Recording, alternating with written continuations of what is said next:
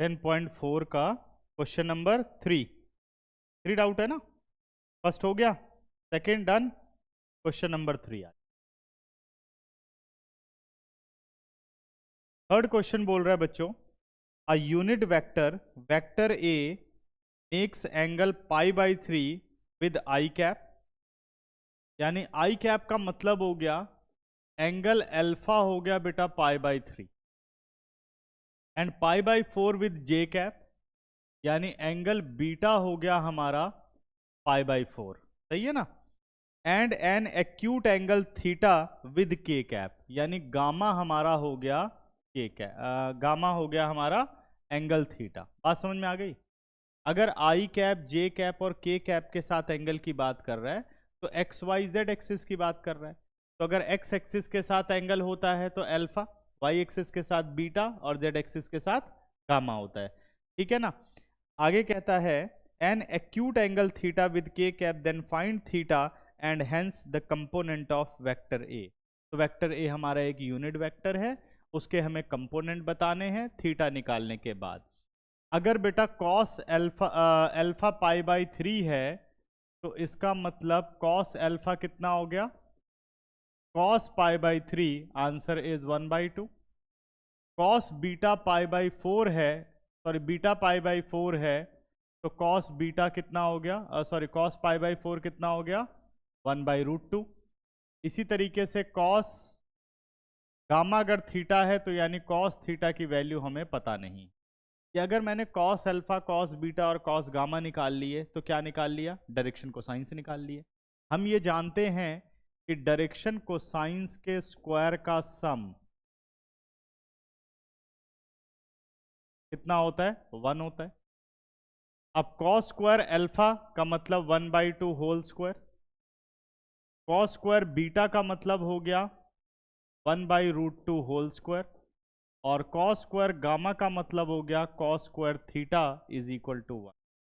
यह आ गया आपका 1/4 plus 1/2 plus cos square theta is equal to 1। ये हमारे पास वैल्यूज आ गई। ठीक है ना। इसके बाद अगर हम इन्हें प्लस करें 1/4 प्लस 1/2 तो कितना आंसर आएगा, या सीधे सब्ट्रैक्ट कर लेता हूं। कॉस स्क्वायर थीटा आ गया 1 minus 1/4 minus 1/2। This implies cos square theta is equal to 4 LCM 4 minus 1 minus 2 divided by 4। तो cos square theta कितना आ गया बच्चों 1/4, cos theta कितना आ गया प्लस माइनस 1/2। तो क्या नेगेटिव हमें लेना चाहिए, क्योंकि थीटा एक एक्यूट एंगल है greater than 0 but less then 90 degree, इसलिए हमें हाफ लेना पड़ेगा। ठीक है ना। तो cos हाफ कब होता है, व्हेन cos इज 60 डिग्री। तो थीटा कितना आ गया बेटा π/3। सही है। अब वेक्टर ए की कंपोनेंट फॉर्म हमें बतानी है। अगर मैं वेक्टर ए के कंपोनेंट फॉर्म की बात करूं तो वेक्टर ए हो गया हमारे पास L I cap plus M J cap plus N K cap. L का मतलब cos alpha 1/2 I cap, M का मतलब हो गया कॉस बीटा 1/√2 जे कैप, और एन का मतलब हो गया कॉस गामा यानी 1/2 के कैप, गामा इज π/3। ये इसकी component. So that vector A minus B, vector A minus B cross vector A plus B is equal to twice of vector A cross vector B. ये हमें proof करके लाना है। ठीक है ना। तो हम यहाँ से LHS ले लेते हैं। LHS हमारे पास आ गया vector A minus B cross vector A plus B. अब मल्टीप्लाई कैसे करोगे बेटा, डिस्ट्रीब्यूटिव लॉ लगाते हैं, इसके ब्रैकेट को ऑफ करते हैं। हमने लिखा vector A cross vector A plus B minus vector minus vector B cross vector A plus B. देखो आ रहा है। अब जब ब्रैकेट ऑफ करोगे तो ये आ गया vector A cross A plus vector A cross B minus vector B cross A minus vector B cross B. A cross A का मतलब हो गया null vector. A cross B को ऐसे ही रहने दो। बी क्रॉस ए और ए क्रॉस बी कॉम्यूटेटिव नहीं होते, तो माइनस और minus plus, A cross B हो गया माइनस नल वेक्टर। सही है। Null vector plus any vector minus null vector that vector, यानी सिर्फ ये दोनों बच रहे हैं। अगर इन दोनों को ऐड करूं तो क्या बन गया, twice of vector A cross B equal to, result prove. अगला बताओ, फोर्थ के बाद क्वेश्चन नंबर फिफ्थ। ठीक है, fifth and sixth. Question number 5 देखो।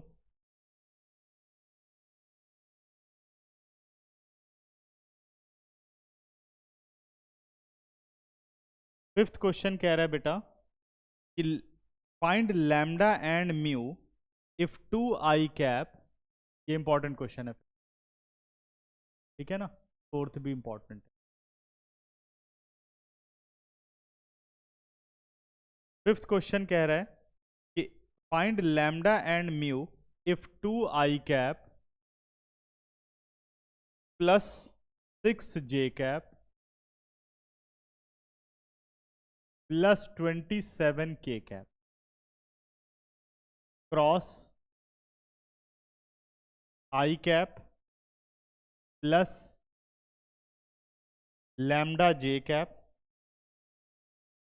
Plus mu k cap is equal to null vector. कह रहा है लैम्डा और म्यू की वैल्यू बता दो क्या होगी। तो इसको सिंपल एल्जेब्रा में लाते हैं, क्योंकि अगर नंबर्स आ जाए ना तो ये वाला मेथड नहीं करना चाहिए। अगर वेक्टर में हो, ज्योमेट्रिकल हो तो करना चाहिए। ठीक है, बाकी करने को कर सकते हैं। यहां हमने लिख दिया आई कैप, जे कैप और के कैप।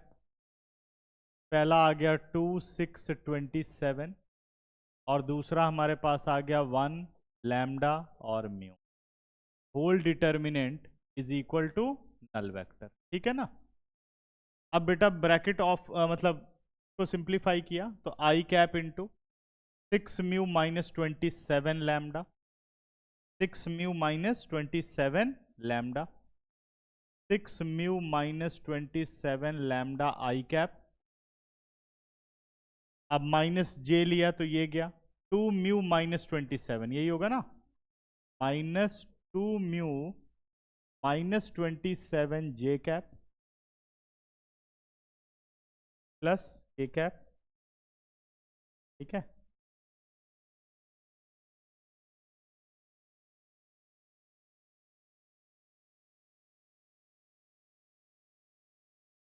और प्लस अब के कैप के बारे में समझें तो ये गया 2 लैम्डा माइनस 6, 2 लैम्डा माइनस 6 के कैप। नल वेक्टर का मतलब क्या हुआ बेटा, 0 आई कैप 0 जे कैप प्लस 0 के कैप, यही मतलब हुआ ना। अब लैम्डा और म्यू निकालना है तो ये तो दोनों वेरिएबल साथ हैं, अगर मैं इसको कंपेयर कर दूं तो बहुत आसानी से निकल जाएगा। This implies 2 mu minus 27 is equal to 0, negative तो खत्म ही हो गया 0 के साथ। और दूसरा हो गया बेटा 2 lambda minus 6 is equal to 0। तो म्यू हमारे पास आ गया 27/2 और लैम्डा हमारे पास आ गया, चेक करो आंसर, लैम्डा और म्यू की। देखो आ रही है, चेक करो।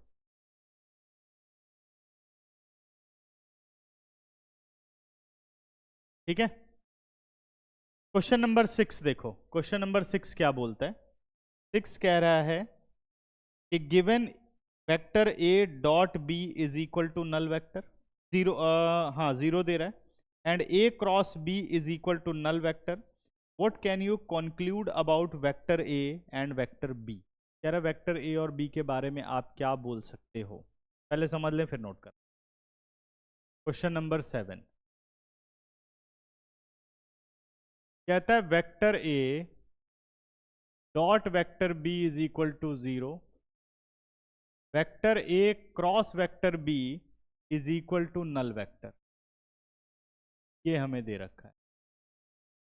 तो अगर वेक्टर ए डॉट बी 0 है तो इसका मतलब हुआ vector A is perpendicular to vector B, ठीक है ना। और वेक्टर ए क्रॉस बी अगर 0 हुआ तो इसका मतलब vector A parallel to vector B, ठीक है। तो क्या ये कंडीशन दो वेक्टर के लिए एग्जिस्ट करेगी कि भाई परपेंडिकुलर भी है पैरेलल भी है? ये तो पॉसिबल ही नहीं है, ठीक है ना। समझ गए? तो यानी ये कंडीशन कब पॉसिबल हो सकती है? जब ए और बी में से कोई एक नल वेक्टर हो, तभी ये पॉसिबल, ठीक है ना। Correct? It is not possible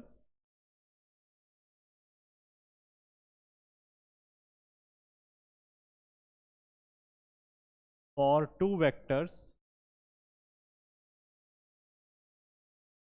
ठीक है, that is vector A perpendicular to vector B and vector A is parallel to vector B. Therefore, A dot B, vector A dot vector B is 0 and vector A cross vector B is null vector is possible only when at least one of the vector A is 0 और vector B is equal to null vector, ठीक है। One of the vector A is null vector और vector B is null vector, दोनों में से कोई एक null vector होगा, तभी ये दोनों सिचुएशन पॉसिबल है। मतलब दोनों डेफिनेशन को मिला के क्वेश्चन बन गया, है ना। जब A डॉट बी पढ़ाया था तो A dot B is equal to 0 if इधर वेक्टर A इज 0 और वेक्टर B इज 0, ऐसे क्रॉस में भी पढ़ाया था। समझ में आ गया सबको? ठीक है। अगला बेटा question number 7। Question number 7 calculative है, पेपर के लायक नहीं है। बस क्या करना है, वैल्यूज रख रख के सॉल्व करते जाओ। कर लोगे? बी प्लस सी निकालना है, फिर जब क्रॉस प्रोडक्ट करो तो उसका डिटर्मिनेंट निकाल लो, फिर ए क्रॉस बी निकाल के डिटर्मिनेंट वाले मेथड से ए क्रॉस सी डिटर्मिनेंट वाले मेथड से दोनों को प्लस करोगे। वही डिस्ट्रीब्यूटिव लॉ को प्रूफ करने को कह रहा है, हो जाएगा वो। कर लोगे ना। 8th क्वेश्चन कह रहा है बेटा if either vector A is null vector or vector B is null vector, then A cross B is null vector. Is the converse true? Justify your answer with an example. वही same है।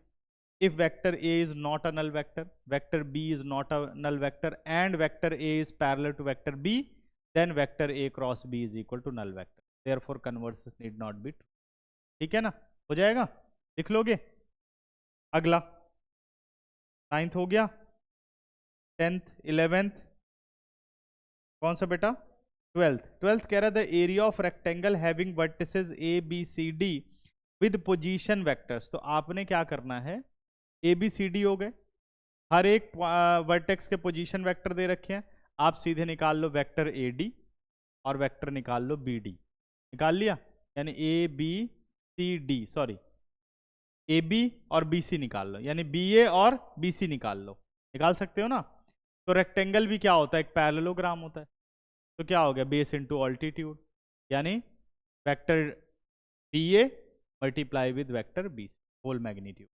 हो जाएगा? समझ में आया कि नहीं? Correct है। इस तरीके से रेक्टेंगल दे रखा है, ए बी सी डी की कंपोनेंट फॉर्म दे रखी है, जैसे मैंने ये ले लिया ए बी सी और डी। तो vertex A vertex B vertex C vertex D सबकी कंपोनेंट फॉर्म है, यहां मैंने लगा दिए एरो।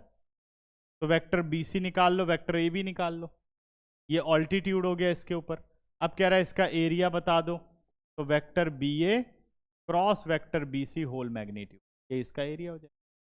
कर लोगे? ठीक है। चलें एग्जाम्पल 26, ये नोट हो गया? बढ़ू आगे, कर लो।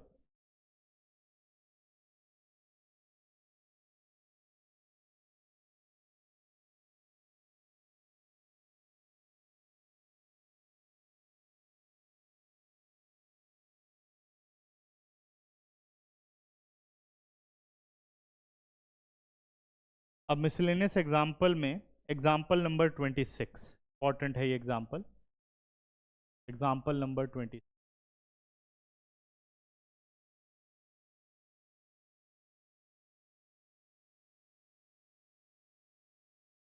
देखो क्या बोलता है क्वेश्चन बेटा, write all the unit vectors in x y plane.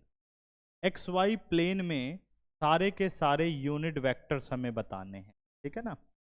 X y plane में हमें सारे के सारे यूनिट वेक्टर की क्या खासियत होती है, मैग्नीट्यूड इज 1, ठीक है ना। ये हमारा कार्टीजियन प्लेन हो गया।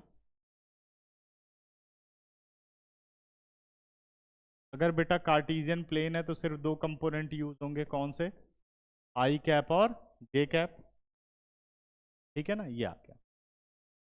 अगर हम इनफाइनाइट यूनिट वेक्टर्स की बात करें तो अगर एक पोजीशन वेक्टर लेना पड़ेगा, मान लो ये पॉइंट मैंने ले लिया, सही है। तो पोजीशन के लिए हमें इनिशियल क्या लेना पड़ेगा, ओरिजिन लेना पड़ेगा, ओरिजिन से पोजीशन वेक्टर निकलता है। ऐसे बेटा दूसरा पॉइंट ले लिया, ऐसे तीसरा पॉइंट ले लिया, चौथा पॉइंट ले लिया, पांचवा, ऐसे कितने पॉइंट ले सकते हो बताओ जरा, क्या खासियत है इन सभी पॉइंट, इनका डिस्टेंस ओरिजिन से क्या है, सेम है। अगर फिक्स पॉइंट से सेम डिस्टेंस पर इनफाइनाइट पॉइंट्स आप लेते हो तो क्या बनेगा, सर्कल बनेगा ना, ठीक है ना।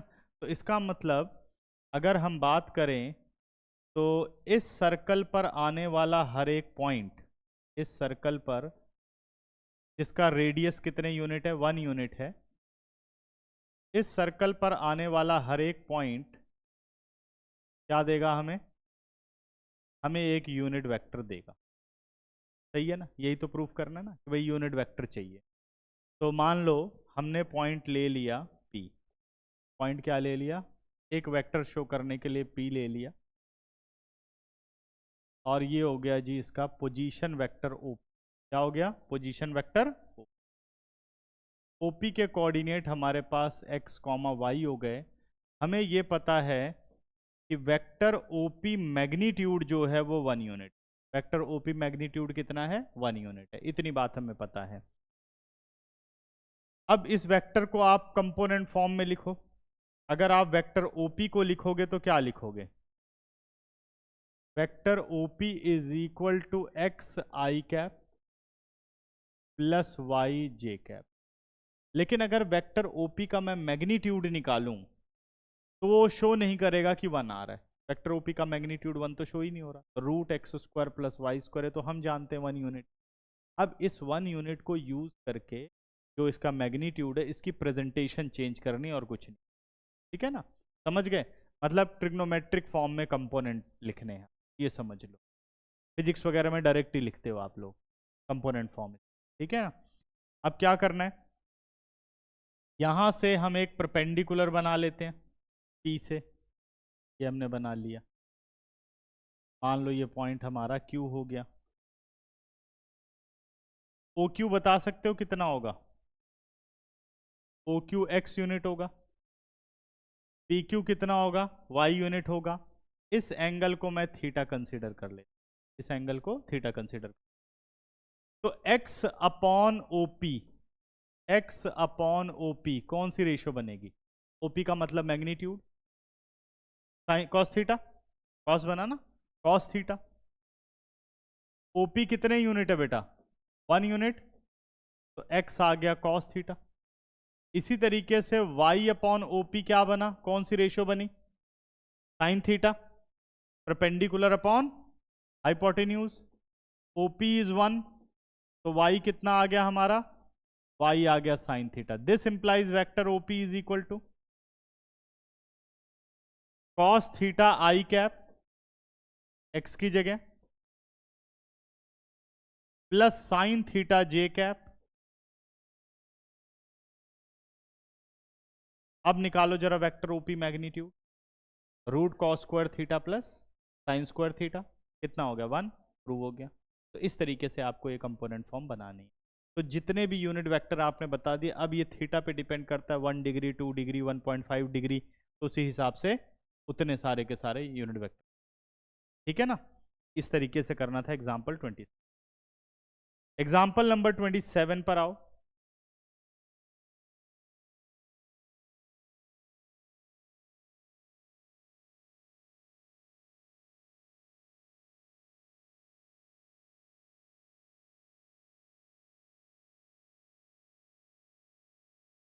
एग्जाम्पल नंबर 27 कह रहा है आई कैप प्लस जे कैप प्लस के cap 2 i cap plus 5j 3 i cap plus 2j minus 3k cap I cap minus 6j cap minus k cap are position vector of point a b c d respectively.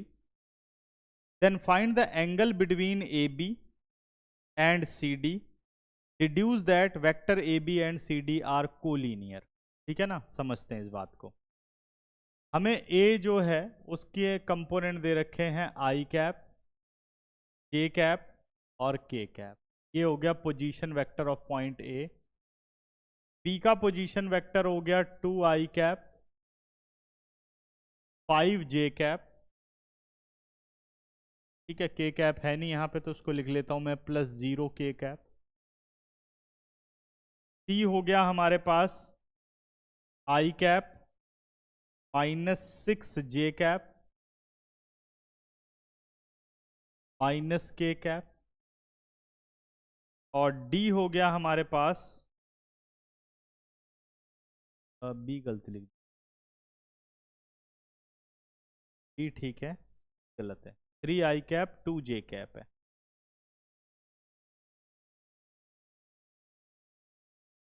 हमारे पास 3i cap plus 2j cap minus 3k cap. और D की बात करें तो i cap minus 6j minus k cap are the position vectors of A B C D.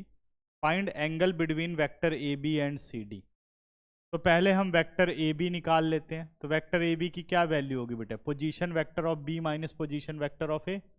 2i cap minus I cap, क्या बचा I cap 5j minus J plus 4j 0k minus K minus k cap. Vector A B निकल गया।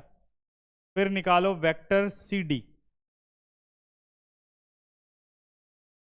Vector C D की बात करूं तो D minus C minus 2i cap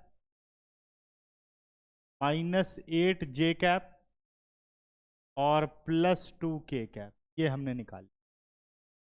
ठीक है, अब हमें चाहिए इन दोनों वेक्टर के बीच में एंगल चाहिए।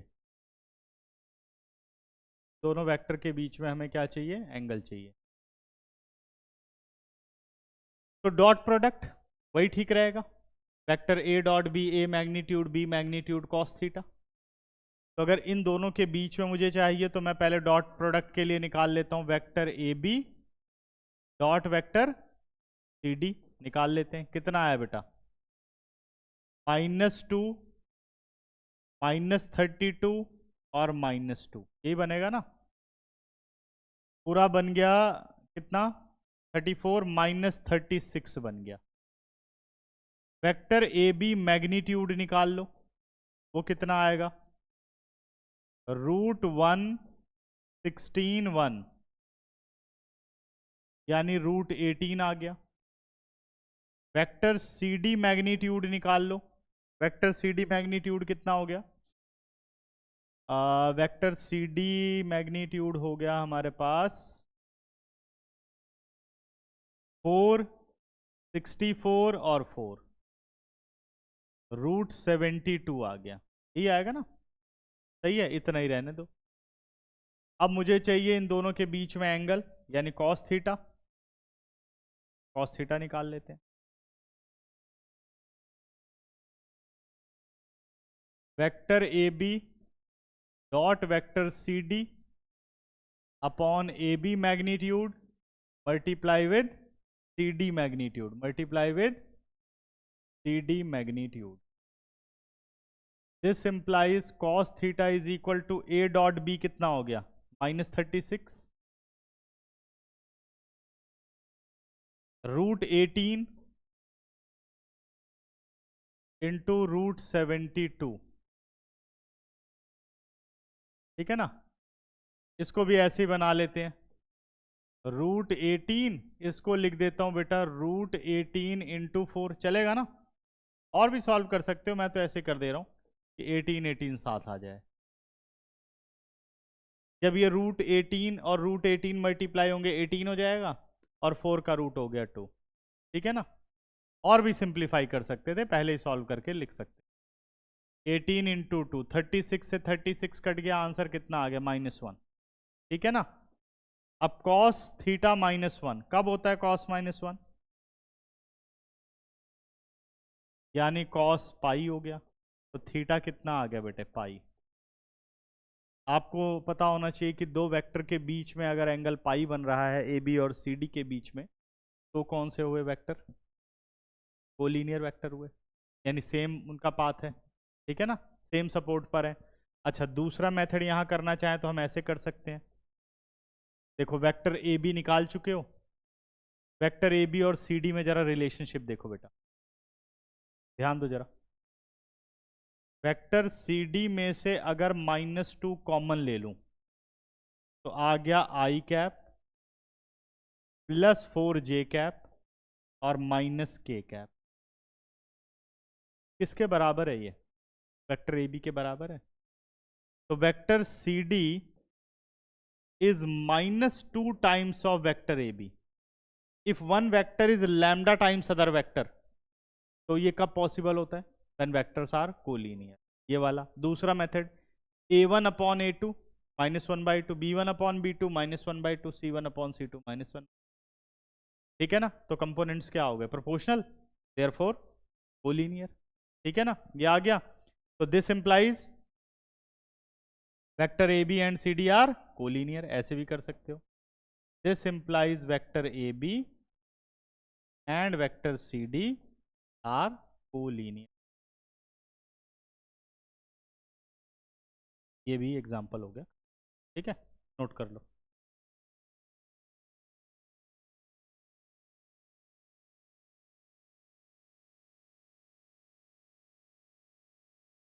ट्वेंटी एट्थ एग्जाम्पल क्या कहता है? Let A B C be 3 vectors. Vector A magnitude, important है ये भी। वेक्टर ए मैग्नीट्यूड इज 3,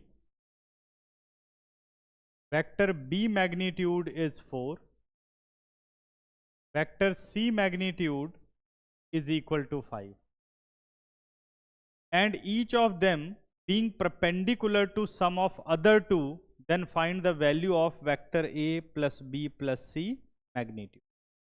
कह रहा हर एक वेक्टर जो है बेटा वो परपेंडिकुलर है अगले दो के सम पर। जैसे vector A is perpendicular to vector B plus C, vector B is perpendicular to vector C plus A, vector C हो बी हो गया ना, अच्छा डी तो है ही नहीं। Vector C is perpendicular to vector A plus B, ये हमें गिवन है। कह रहा आपको फाइंड आउट करना है vector A plus B plus C magnitude, ये हमें निकाल के दिखाना है। अब ध्यान से सोचो इसके बारे में। इंडिविजुअल मैग्नीट्यूड हमारे पास है और कंबाइंड मैग्नीट्यूड की वैल्यू चाहिए, तो कौन सा concept? Vector A magnitude whole square वाला। क्या होता है? ए डॉट ए, ठीक है ना। तो यहां पर कौन सा रूल लगने वाला है अपना? क्योंकि हमारे पास होता है vector A magnitude whole square is equal to vector A dot A. इस रूल के अकॉर्डिंग आपको चेंज करना है। आपके पास है vector A plus B plus C magnitude, तो यहां लिख दोगे square. Vector A plus B plus C dot vector A plus B plus C. Clear हुआ? सही है। अब आप आगे बढ़ेंगे। अब देखो मल्टीप्लाई करते हुए क्या ध्यान रखना है। अगर वेक्टर ए परपेंडिकुलर है बी प्लस सी पर, इसका मतलब vector A dot B plus C 0, vector B dot C plus A 0, vector C dot A plus B 0, यही है ना। तो अब देखो हम ओपन कैसे करेंगे, ए को तो ए से मल्टीप्लाई कर लेंगे, तो ये हमने लिख दिया vector A dot A plus, अब ए को इन दोनों से अलग अलग मत करो, सीधे लिख दो vector A dot vector B plus C, सही है ना। इसी तरीके से जब आप बी को ओपन करोगे तो बी डॉट बी तो लिख दो plus B dot A plus C कर दो, जब सी से मल्टीप्लाई करोगे तो सी डॉट सी लिख दो plus C dot A plus B लिख दो। बात सही है ना, मतलब लाइक वेक्टर तो साथ रख लो और बाकी क्या करो, ओपन ही मत करो, तो मैं डायरेक्ट इसको 0 कर पाऊंगा, नहीं तो क्या होगा, ओपन करोगे फिर कॉमन लेने लग जाओगे, तो जरूरत ही नहीं है हमें। ठीक है, तो ये क्या हो गया, ये 0 हो गया, ये 0 हो गया, ये 0 हो गया। क्यों 0 हो गया, क्योंकि ये कह रहा है जी ये परपेंडिकुलर है, ये बोल रहा है ये परपेंडिकुलर है, और ये बोल रहा है ये परपेंडिकुलर, सही है ना, यही मतलब हुआ इसका। ठीक, हटा दूं अब, तो परपेंडिकुलर में डॉट प्रोडक्ट क्या होते हैं, 0 होते हैं, इसलिए ऐसा हो गया। अब बढ़ते हैं आगे, आगे ए डॉट ए का मतलब हो गया A magnitude whole square, B dot B का मतलब हो गया B magnitude whole square, C dot C का मतलब हो गया सी मैग्नीट्यूड, ए मैग्नीट्यूड का स्क्वायर यानी 3 स्क्वायर, बी मैग्नीट्यूड का square 4 square, C magnitude square 5 square. तो this implies vector A plus vector B plus vector C magnitude square 9, 16, 25। 25 और 25 कितना बन गया, 25 और 25 हमारे पास आ गया 50। तो स्क्वायर रूट ऑफ 50 यूज करेंगे सिर्फ पॉजिटिव, क्योंकि हम क्या निकाल रहे हैं, मैग्नीट्यूड निकाल रहे हैं। तो रूट 50 कितना आ गया, 5 रूट 2, 5 रूट। ठीक है, देखो आंसर आ रहा है जल्दी। 29th एग्जाम्पल क्या बोलता है, 3 vectors vector A vector B vector C satisfy the condition. वैसे ये क्वेश्चन कर चुके हो, vector A plus vector B plus vector C null vector, evaluate the quantity mu, कह रहा है म्यू निकालना है, और म्यू हमें दे रखा है A dot B plus vector B dot C plus vector C dot A. वहां ये तीनों यूनिट वेक्टर थे, शायद पिछली एक्सरसाइज में ही था ना, ए मैग्नीट्यूड 3, बी मैग्नीट्यूड 4 और सी मैग्नीट्यूड हमें दे रखा है, कह रहे इसकी वैल्यू बता। ठीक है ना, तो क्या बताया था, ए प्लस बी प्लस सी अगर नल वेक्टर है, ये इंडिविजुअल वैल्यूज हैं, हमें ये वाली वैल्यूज चाहिए। तो मैंने कहा अगर vector A plus B plus C null vector है तो इसका मैग्नीट्यूड कितना होगा, 0 होगा। मैग्नीट्यूड कितना हो गया, 0, सही है। ठीक है, अब इस मैग्नीट्यूड को इंडिविजुअल मैग्नीट्यूड में लाना है, तो वही rule, vector A magnitude whole square क्या बना, ए डॉट ए, वो बनाते हैं। तो अब करो squaring on both side, vector A plus B plus C magnitude square और 0 का स्क्वायर 0। ठीक है ना, इस टाइप के क्वेश्चन देखोगे ना बहुत ज़्यादा पेपर में रहते हैं, कई बार रिपीट होते हैं, इसी टाइप का क्वेश्चन आता है कई बार बोल। ठीक है, अब मैग्नीट्यूड स्क्वायर को क्या लिख सकते हो, vector A plus vector B plus vector C dot vector A plus vector B plus vector C equal to 0। अब यहाँ सब में लगा दो डिस्ट्रीब्यूटिव लॉ, क्योंकि ए डॉट बी चाहिए, बी डॉट सी चाहिए, सी। ठीक है ना, ए से ओपन करते हैं, ए डॉट ए सीधे लिख दूं, A magnitude square plus vector A dot B plus vector A dot C, B से करें बेटा, vector B dot A, B dot B को लिख दिया बी मैग्नीट्यूड स्क्वायर, अगला आ गया vector B dot C plus, अब सी से ओपन करो, vector C dot A plus vector C dot B plus vector C dot C यानी C magnitude square is equal A dot B dot ए, एक ही बात है ना।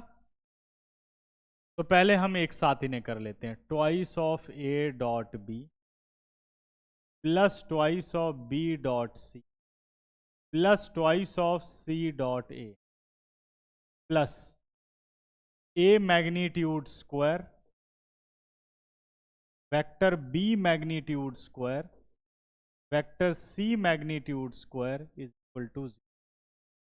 इन दोनों में से बेटा 2 कॉमन ले लूं, अंदर क्या रह गया, A dot B vector B dot C vector C dot A plus magnitude A हो गया 9, बी हो गया 16 और सी हो गया 4 is equal to 0।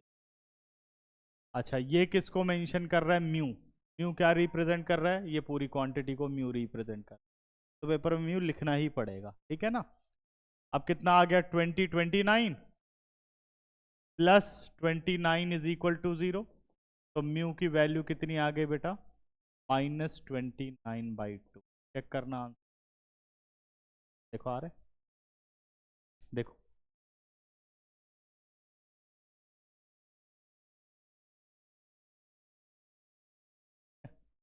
Thirtieth example क्या कहते हैं,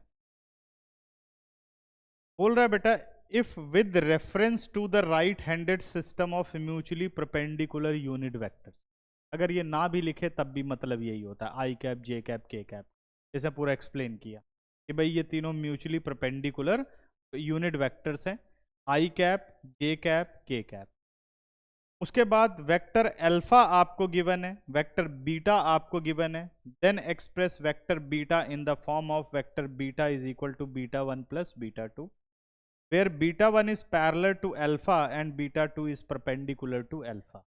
ठीक है ना। इस क्वेश्चन को पढ़ने के बाद थोड़ा बहुत ये लगता है कि ये क्वेश्चन में पूछ क्या रहा है, कुछ बताया ही नहीं, पढ़ा है ना। ये कह रहा है कि कुछ ऐसा सिस्टम होना चाहिए कि आप बीटा को एक्सप्रेस कर सको β1 और β2 की फॉर्म।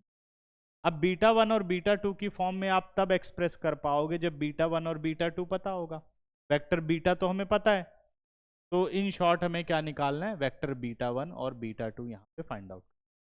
समझ गए कि जो कि हम इसे एक्सप्रेस कर सकें इस फॉर्म, ये कह रहा है, ठीक है ना। तो क्वेश्चन क्या बोलता है भाई, म्यूचुअली परपेंडिकुलर हो तो हम समझ गए।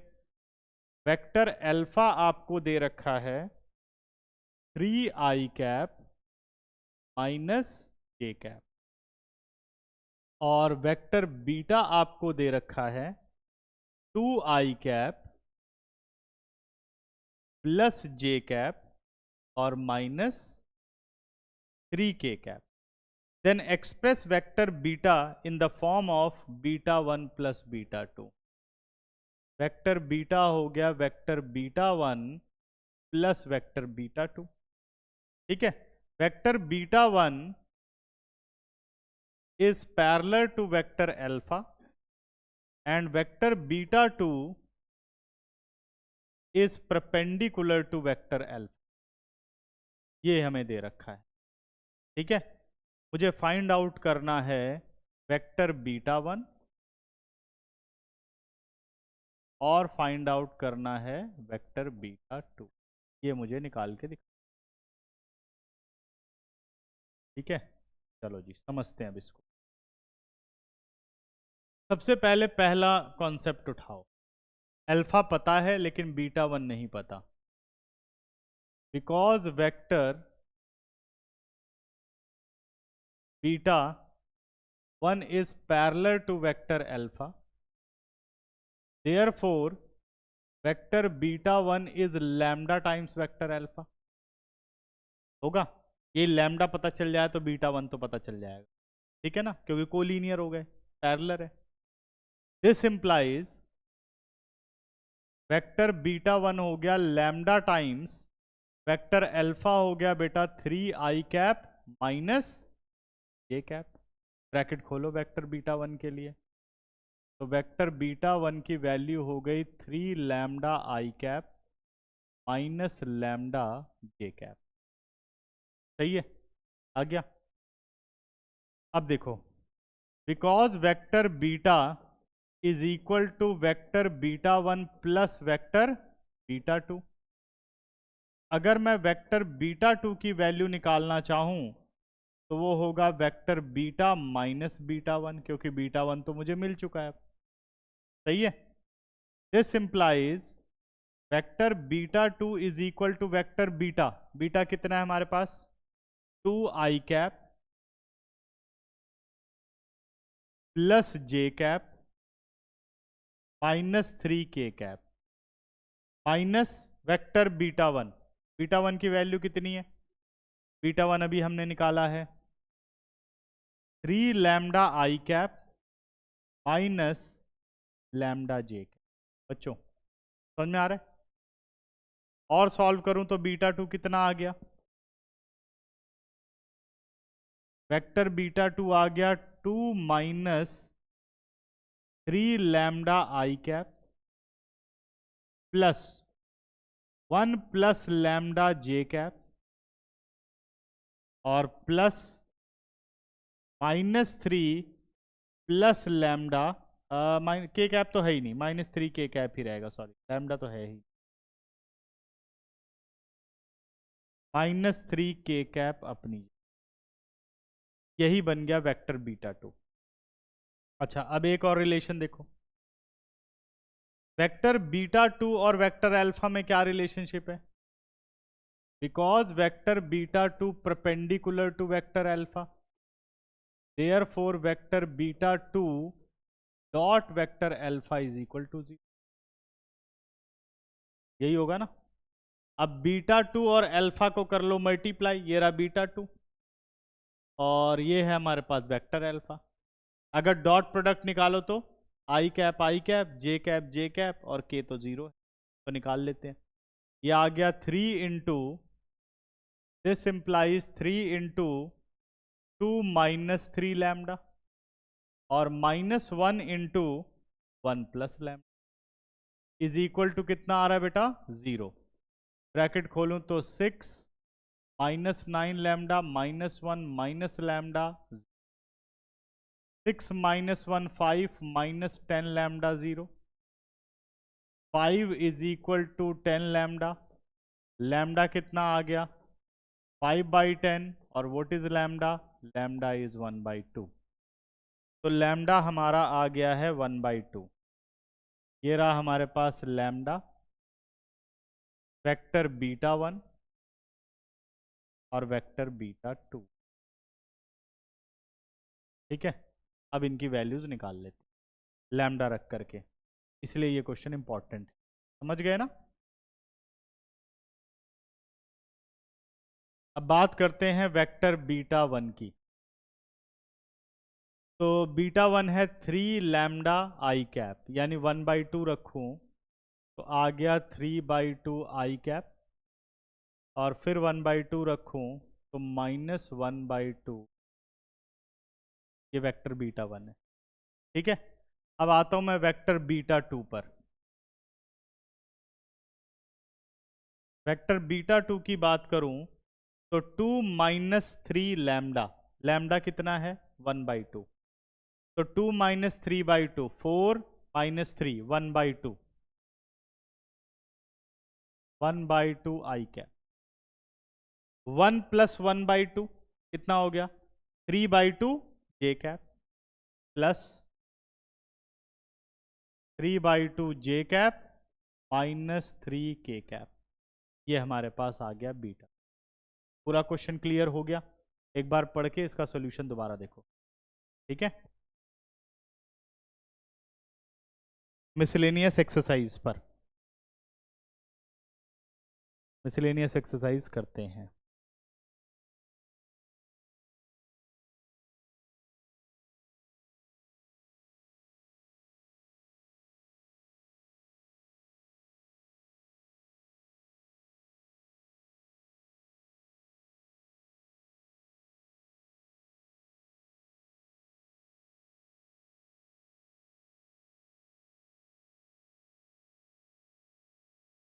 क्वेश्चन नंबर 1 मैं सारे डिस्कस कर रहा हूं, फटाफट देखते जाओ। क्वेश्चन नंबर 1 ये कह रहा है बेटा, write down the unit vector in x y plane making an angle 30 degree with positive direction of x axis. तो अभी आपने एग्जांपल नंबर 1 में कंपोनेंट फॉर्म की थी cos theta i cap plus sine theta j cap. ऐसे याद रख लो, x क्या होता है, बेस, तो बेस अपॉन हाइपोटेन्यूज कॉस बनता है, और y क्या होता है, परपेंडिकुलर अपॉन हाइपोटेन्यूज, तो साइन बनता है। तो cos theta i cap sine theta j cap, theta यहाँ कितना दे रखा है 30 डिग्री, यानी कॉस 30 आई कैप प्लस साइन 30 जे कैप बन गया √3/2 आई कैप प्लस 1/2 जे कैप। पहला क्वेश्चन कंप्लीट कर लोगे, ठीक है ना। दूसरा कह रहा है बेटा, find the scalar component and magnitude of the vector joining 2 point. तो यानी vector P Q x2 minus x1 आई कैप, y2 माइनस y1 जे कैप, z2 माइनस z1 के कैप। तो अब इसने बोला इसके स्केलर कंपोनेंट, तो स्केलर कंपोनेंट हो गया x2 minus x1, y2 minus y1 और z2 माइनस z1। अब इसका मैग्नीट्यूड निकाल लो, √x2 minus x1 whole square plus y2 minus y1 whole square plus z2 minus z1 whole square हो जाएगा। आगे बढ़ते हैं। क्वेश्चन नंबर 3 बच्चों मोस्ट इंपॉर्टेंट क्वेश्चन है, क्वेश्चन नंबर 3, और इसमें जरूर प्रॉब्लम आती है, ठीक है। क्वेश्चन नंबर 3 क्या बोल रहा है कि a girl walk 4 kilometre towards west, then she walk 3 kilometre in direction of 30 degree east of north and stop, determine the girl's displacement from her initial point of departure. ठीक है ना। तो बनाते हैं पहले इसको, east west north south direction पहले बना लेते हैं।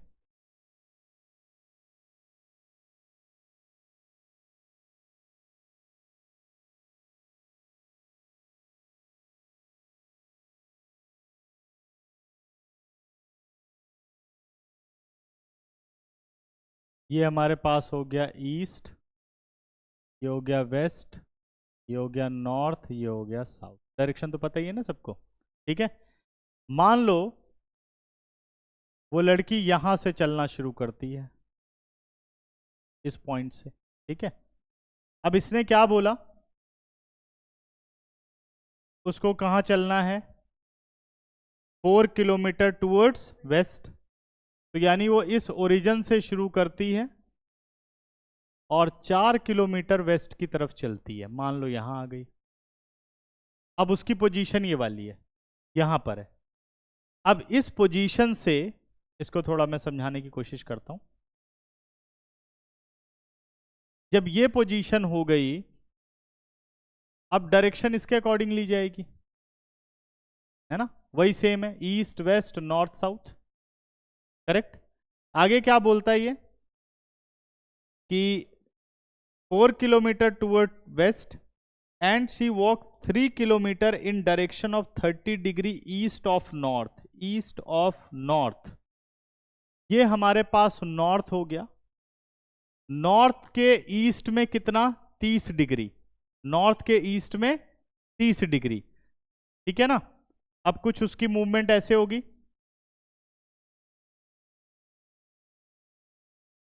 यहां पर वो लड़की है, ठीक है, और नॉर्थ ये वाला हो गया पूरा, नॉर्थ के ईस्ट में 30 डिग्री, तो east of north, east of north यही होगा ना। नॉर्थ का ईस्ट कितने डिग्री, 30 डिग्री, इतना ही चलिए। 30 डिग्री चलने के बाद 30 डिग्री के एंगल पर आगे बढ़ती है, कितने किलोमीटर चलती है, 3 किलोमीटर चलती है। पहले वाले में वो चली है 4 किलोमीटर, फिर 30 डिग्री का उसने एंगल बनाया और कितना चली, 3 किलोमीटर। अब आपसे पूछा जा रहा है कि जो पॉइंट ऑफ ओरिजिन था वहां से उसकी डिस्प्लेसमेंट कितनी है, मतलब हमें ये बताना है, ठीक है ना। अगर मैं नाम दूं इसे, O से A और A से B, तो मुझे क्या निकालना है, मुझे वेक्टर OB निकालना है, ठीक है ना। डिस्प्लेसमेंट वेक्टर OB और OB मैग्नीट्यूड, तो मुझे मतलब बुक में सिर्फ वेक्टर ओ बी दिया हुआ है, मैग्नीट्यूड भी आप निकाल सकते हो, निकालना चाहिए वैसे। ठीक है ना, यहां तक पहुंच गए। अब आते हैं बेटा, ये एक नॉर्मल लाइन है, ये क्या है, नॉर्मल लाइन है। अगर नॉर्मल लाइन है तो ये कितने डिग्री का एंगल हुआ, क्या ये 60 डिग्री का एंगल हुआ?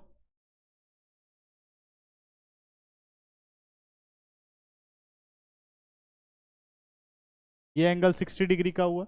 मैं यहां से एक नॉर्मल ड्रॉ करता हूं, एक ऑल्टीट्यूड ड्रॉ कर लेता हूं इस ट्राइंगल के लिए, ये देखो ये बना दिया। ठीक है ना, अगर ये मैंने ऑल्टीट्यूड बना दिया,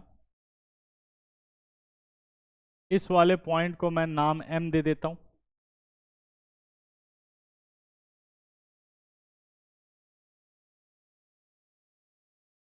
ठीक है, इस वाले पॉइंट को नाम मैंने क्या दे दिया, m दे दिया। समझ में आ रहा है?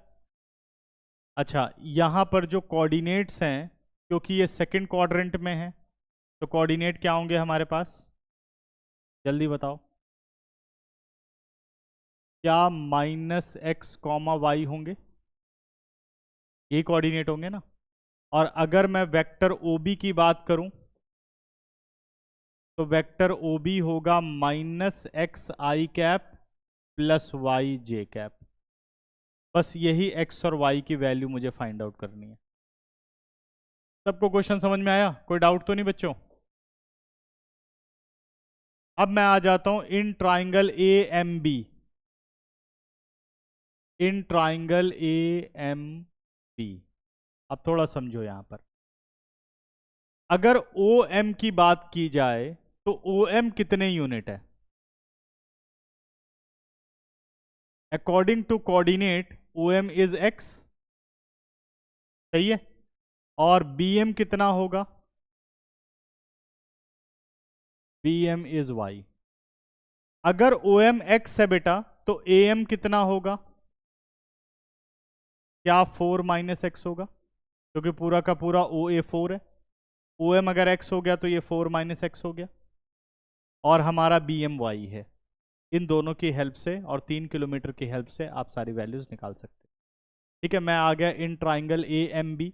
AMB में अगर मैं बात करूं, तो मैंने सबसे पहले कहा BM अपॉन AB, कौन सी रेशियो बन गई, साइन 60 डिग्री। BM हमारे पास हो गया y, AB हमारा हो गया 3, साइन 60 होता है √3/2। What is the value of y? 3√3/2। ठीक है, y आ गया।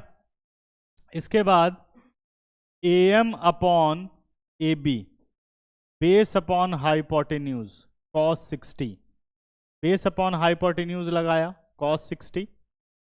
ठीक है, तो AM की वैल्यू कितनी है? AM की वैल्यू हो गई हमारे पास 4 - x, ये 3 हो गया, cos 60 1/2। This implies 4 - x is equal to 3/2. This implies x is equal to 4 - 3/2. This implies x is equal to 5/2. x मिल गया, y मिल गया फ्रॉम फर्स्ट। हमारा वेक्टर OB आ गया कितना, -xi -5/2i plus yj 3√3/2j। Check करिए बेटा answer. आओ question number 5 पर, कह रहा find the value of x for which xi plus j plus k is a unit vector. आपने क्या करना है, xi plus xj plus xk।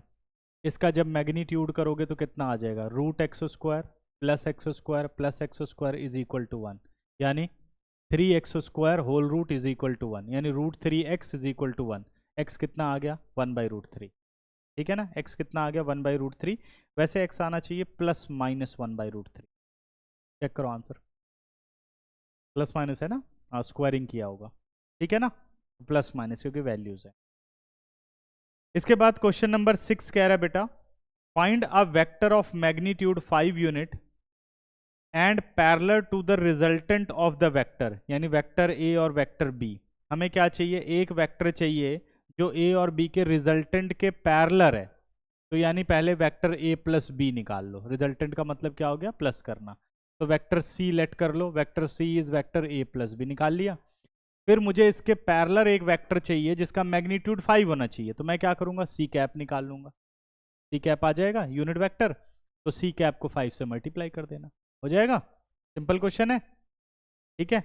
अगला चलते हैं, क्वेश्चन नंबर 6 हो गया। 7 कह रहा बेटा वेक्टर ए है, वेक्टर बी है, वेक्टर सी है, find a unit vector parallel to the vector. तो इसको मान लो वेक्टर डी है twice of A minus B plus 3c, पूरी वैल्यूज रख दो, सिंप्लीफाई करो, वेक्टर डी आ गया। उसके बाद वेक्टर डी कैप निकाल लो, आ गया अपने पास unit vector in direction of given vector, तो पैरेलल भी होगा, ठीक है, खत्म। 8th क्वेश्चन पर आओ। So that the point A B C are collinear, collinear कैसे प्रूव करोगे, वेक्टर ए बी और वेक्टर बी सी निकाल लो, vector A B is lambda times B C आ जाएगा, तो vector A B and B C are collinear. या ऐसे कर लो, vector A B, vector B C, vector A C, सबके मैग्नीट्यूड निकाल लो, sum of two magnitude is equal to third, then these 3 points are collinear, कर लोगे। उसके बाद कहता है and find the ratio in which B divide A C, B divide A C, तो ए और सी बना लोगे, बीच में बी रख लोगे, पोजीशन वेक्टर ऑफ ए निकाल लो, O A, position vector of C निकाल लो, और पोजीशन वेक्टर ऑफ बी निकाल लो। Suppose this B divide it in K ratio 1, ठीक है ना, तो vector O B in terms of K ratio 1 निकालो। समझ में आ रहा है, करूं मैं इसे, फिर कंपेयर करके के रेशो 1 निकाल लो। चलो समझा देता हूं इसे। क्वेश्चन नंबर कौन सा है ये, 8th, question number 8th। Collinear तो प्रूफ कर लोगे ना, ये हो गया हमारे पास ए बी सी, ये आ गया हमारे पास ए पॉइंट, ये हो गया बी पॉइंट, और ये हो गया हमारे पास सी। ए के कोऑर्डिनेट्स बोलना बेटा क्या है, ए के कोऑर्डिनेट 1 -2 -8, और बी के 5 0, और सी 11 3 और 7। यानी अगर मैं इसके पोजीशन वेक्टर की बात करूं तो क्या बनेगा, आई कैप -2j -8k, यही बनेगा ना। इसके पोजीशन वेक्टर की बात करूं बेटा 5 I cap 0 j cap -2k cap. इसके पोजीशन वेक्टर की बात करूं तो 11 I cap plus 3 j cap plus 7 k cap, ठीक है ना। Suppose B divide A C in K ratio 1, B divide A C in K ratio 1, तो vector O B निकाल लो। क्या निकालना है मुझे, वेक्टर ओ बी। तो वेक्टर ओ बी क्या होगा, K times of vector O C plus 1 into vector O A और होल अपॉन के प्लस 1। अभी समझ में आया, ये आपने वैल्यू डाल दी। अब वेक्टर ओ बी की कंपोनेंट फॉर्म लिख दो, वेक्टर ओ बी की कंपोनेंट फॉर्म हो गई 5 I cap plus 0 j cap -2 k cap, k times vector O C, सीधे लिख दूं 11 k I cap plus 3 k j cap और प्लस 7 k k कैप, और प्लस वेक्टर ओ ए कितना हो गया, I cap -2j -8 k cap divided by k plus 1। ठीक, समझ में आ रहा है, ये हमने वैल्यू सारी रख दी, ठीक है। आगे बढ़ते हैं।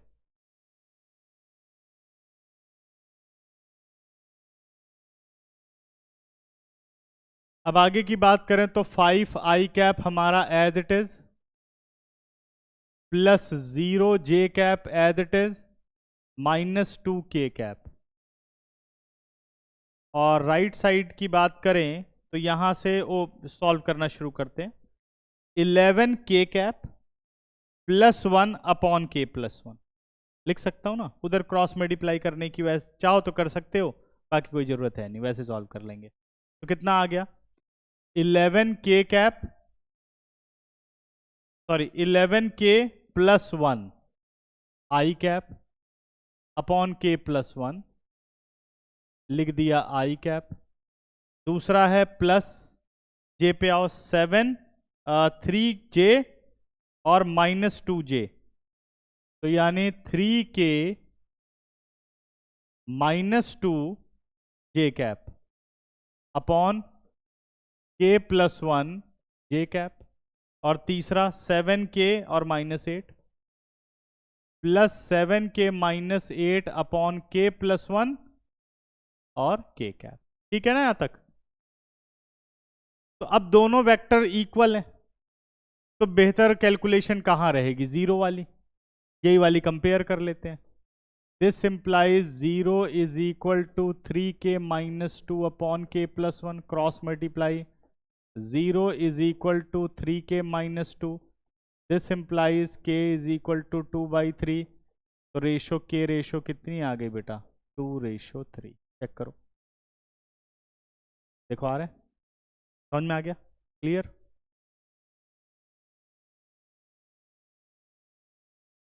अब आ जाओ क्वेश्चन नंबर 9 पर। Find the position vector of a point R which divide the line joining 2 points P and Q whose position vector are this one externally in the ratio 1:2. Also show that P is midpoint of the line segment RQ. इसमें दो काम करने हैं, पहले उसकी ratio निकाल लेनी है, फिर RQ में K रेशो 1 लगाना है, RQ में K रेशो 1 लगाना है। मतलब ये क्वेश्चन कुछ ऐसा है, नोट कर लिया सबने? बढ़ो आगे। क्वेश्चन नंबर कौन सा है हमारा? 8th 9th है। क्वेश्चन नंबर 9 देखो क्या बोल रहा है। बस इन्हीं फॉर्मूलों को इधर उधर घुमाते रहते हैं वेक्टर में, कुछ ज़्यादा मुश्किल नहीं होता वेक्टर। जैसे ये लिख दिया हमने, ये कह रहे हैं। क्वेश्चन बोल रहा है बेटा, find the position vector of point R which divide the line segment joining P and Q in 1:2 externally। और R क्या होना चाहिए? Show that P is mid point of RQ। अच्छा, P is mid point of RQ, इसका मतलब position कुछ ऐसे लेनी पड़ेगी, ध्यान रखो। ये हमारे पास पॉइंट P हो गया, ये हमारे पास पॉइंट Q हो गया, और ये मुझे एक्सटर्नल पॉइंट R यहां लेना पड़ेगा। तभी तो मैं ये कह, अगर मैं उधर ले लूंगा तो P मिड पॉइंट कैसे होगा? है ना, RQ के बीच में, इसका मतलब P होना चाहिए ना। फिगर समझ में आ गई? अब इसने बोला है बेटा कि जो R है इसे एक्सटर्नली डिवाइड करता है 1:2 में, ठीक है ना। और वेक्टर OP यानी P का पोजीशन वेक्टर आपको दे रखा है twice of vector A plus B, और Q का पोजीशन वेक्टर आपको दे रखा है vector A minus ट्राइस of vector B। ये इसे एक्सटर्नली डिवाइड करता है 1:2 में। तो वेक्टर OR निकाल लेते हैं, वेक्टर OR।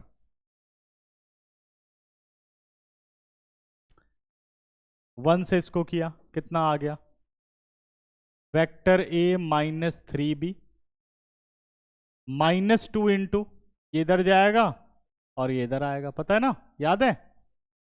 तो -4A और -2B, क्योंकि बाहर माइनस है, और नीचे आ गया 1 -2।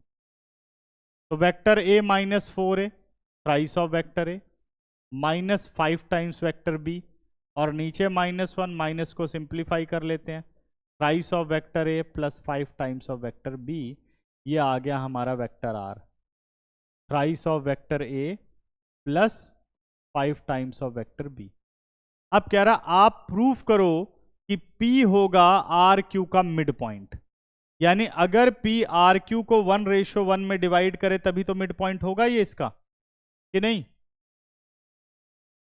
तो यहां हम मान लेते हैं कि P इसको डिवाइड कर रहा है सपोज K:1 में। P किस में डिवाइड कर रहा है? K:1 में। तो ये Q इधर और ये इधर, अब पोजीशन वेक्टर ऑफ पी क्या होगा, जल्दी बताओ, वेक्टर ओपी।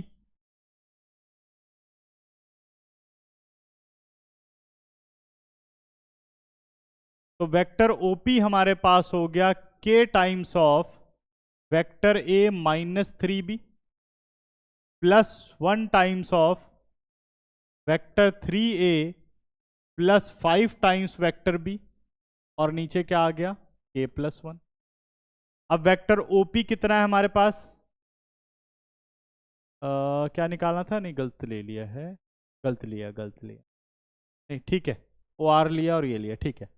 वेक्टर ओपी कितना है, 2 times of vector A plus vector B, cross multiply कर दो, k+1 इधर ले आओ, इधर ब्रैकेट खोलो, कितना आ जाएगा, k times vector A -3k times vector B plus thrice of vector A 5 times of vector B, bracket खोलते हैं, यह आ गया 2k into vector a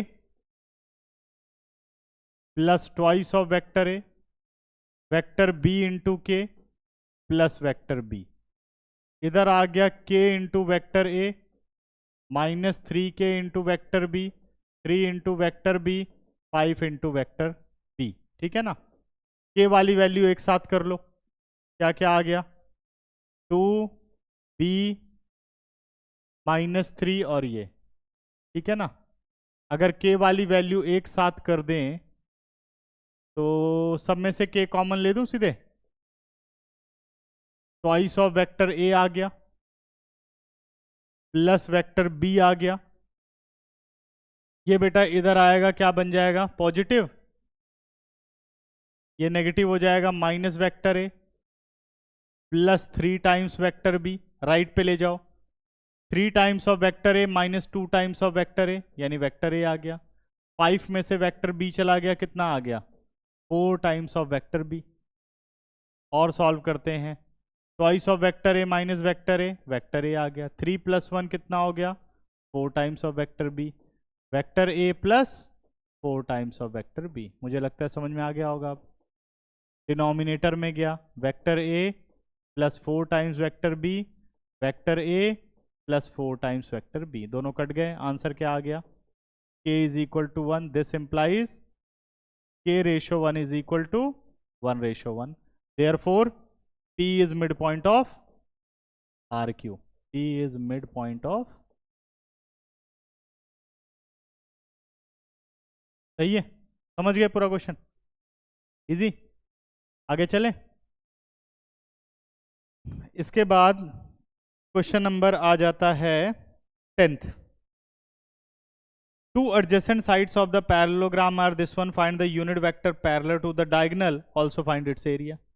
unit vector parallel to the diagonal, NCERT में क्या दे रखा है कि एक ही डायगोनल के पैरेलल दे रखा है, सही है, हमें दोनों डायगोनल निकालना है। डायगोनल कैसे निकालोगे, ट्राइंगल लॉ ऑफ एडिशन से, दो एडजेसेंट दे रखे हैं, डायगोनल d1 निकाल लेना, डायगोनल d2 निकाल लेना, तो d1 कैप और d2 कैप निकाल हो जाएगा, और फिर एरिया निकाल लेना है। एरिया क्या होगा, a क्रॉस b मैग्नीट्यूड, ठीक है। चलें आगे, आगे बढ़ते हैं। Question number 11, show that the direction cosines of the vector equally inclined to the axis ox, oy and oz is this one, ±1/√3, 1/√3, 1/√3। ये पहले भी कर चुके हैं, आता है सबको, इक्वली इंक्लाइंड मोस्ट इंपॉर्टेंट है, बोर्ड में आ रखा है 2 नंबर का, होगा 6-7 नंबर का, शायद 6 का है शायद, ठीक है, 6 मैक्सिमम 7, ठीक है, हो जाएगा ये वाला। 11 छोड़ दूं, cos alpha cos beta cos gamma तीनों बराबर हैं, L M N equal l² + m² + n² 1, l² + l² + l² 1, 3l² 1, l² 1/3, l is equal to ±1/√3। ये है क्वेश्चन, ठीक है। 12th आ जाओ, 12th मोस्ट इंपॉर्टेंट क्वेश्चन है, 12th करते हैं, 3 नंबर का बहुत इंपॉर्टेंट क्वेश्चन है ये, क्वेश्चन नंबर 12।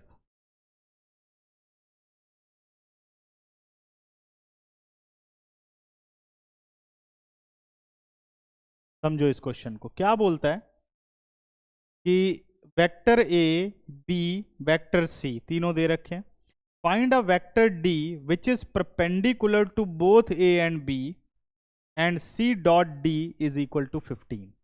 ठीक है, दो तरीके हैं। एक तरीका तो ये कैलकुलेटिव होगा, है ना, लेकिन उसमें ज्यादा सोचना नहीं पड़ेगा।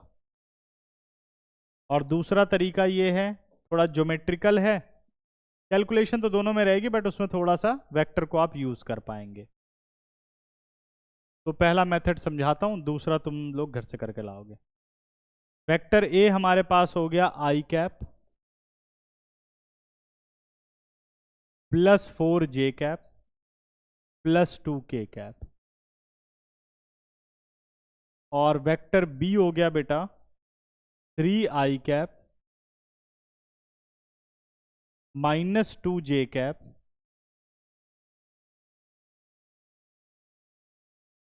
और plus 7 K cap, and vector C is 2 i cap minus j cap plus 4 k cap. Find a vector d which is perpendicular to a and b. Vector d is perpendicular to a and vector d is perpendicular to b, और vector c dot d is equal to आ गया 15। ठीक है, एक सबसे simplest तरीका तो ये है कि let vector D is X I cap Y J cap Z K cap. D मान लिया हमने, क्या मान लिया वेक्टर डी? डी मान लिया हमने x I cap Y J cap plus Z K cap. D perpendicular to ए, तो डी डॉट ए 0, यानी एक बन गया आपका x plus 4y plus 2z 0, पहली इक्वेशन। ठीक है, हाँ जी गौरव, कहाँ ध्यान है? और d परपेंडिकुलर टू b, तो d डॉट बी 0, यानी 3x minus 2y plus 7z 0। c dot d 15, तो c और d को 2x minus Y plus 4z 0। 3 linear equation in 3 variable बन गई। ठीक है, लेकिन इसमें मैट्रिक्स मेथड मत लगाना। क्या होगा, फर्स्ट और सेकंड को यूज करके पहले z को रिमूव कर दो, फर्स्ट और थर्ड को यूज करके z को रिमूव कर दो, या जो भी यूज करके एक वेरिएबल रिमूव होता है रिमूव कर दो। फिर दो नई इक्वेशन बनेंगी x और y में, वहां एलिमिनेशन मेथड लगा करके x और y की वैल्यू निकाल लो। जब x और y आ जाए तो तीनों में से किसी इक्वेशन में रख करके z निकाल लेना, तो वेक्टर d आ गया। ये एल्जेब्रिक मेथड है, समझ गए? अब आते हैं, ये मेथड घर से करके लाओगे, चाहे सबको आता हो ये वाला समझ में आ जाए फिर भी ये करके लाना है। ठीक है ना? अब हम करते हैं अपना दूसरा मेथड। दूसरा मेथड ये कह रहा है जी कि vector d is perpendicular to a and b। ठीक है ना, vector d is perpendicular to a and b।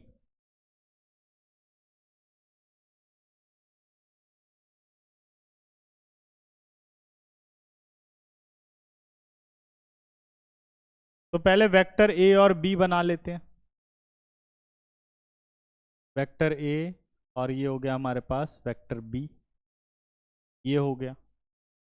और वेक्टर d जो है वो इन दोनों पर एक परपेंडिकुलर वेक्टर है।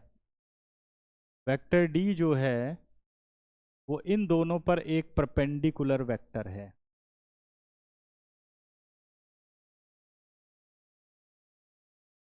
ये हो गया वेक्टर a, वेक्टर b, और ये हो गया vector d। Vector d is perpendicular to a and, ये हमारे पास पूरी सिचुएशन हो। समझ में आ रहा है? ठीक है ना? जो वेक्टर d है उसकी डायरेक्शन कौन से वेक्टर से रिलेट करेगी? ये क्रॉस प्रोडक्ट सिस्टम पूरा बन गया है। जो n कैप होगा बेटा, है ना, जो n कैप होगा उसी की डायरेक्शन में वेक्टर d है। जो n कैप होगा वेक्टर d उसी की तो डायरेक्शन में है। तो क्या मैं ये बात कह सकता हूं कि vector d is lambda times n cap? Vector D is lambda times N cap. भाई वेक्टर डी का मैग्नीट्यूड मुझे नहीं पता, लेकिन ये पता है कि है परपेंडिकुलर, यानी वेक्टर डी की direction N cap. Lambda plus minus जो भी हो, अब लैम्डा अपने आप मैनेज कर लेगा, हमें प्लस माइनस एन कैप लगाने की कोई जरूरत नहीं है। तो ये वाला रिलेशन क्या सबको समझ में आया कि क्यों मैंने वेक्टर डी को लिखा लैम्डा टाइम्स एन कैप? जल्दी बताओ, ये ठीक है ना इस क्वेश्चन के लिए? समझ में आया? देखो वेक्टर डी बेटा कहता है ए और बी पर परपेंडिकुलर है। हम एक वेक्टर जानते हैं जो परपेंडिकुलर होता है दो वेक्टर पर, वो है एन कैप। एन कैप का मैग्नीट्यूड कितना होता है? 1 यूनिट, है ना? लेकिन डी के बारे में तो कुछ पता ही नहीं है। लेकिन डी इन डायरेक्शन और in opposite direction of N cap है, यानी एन कैप के साथ कोलिनियर हुआ ना।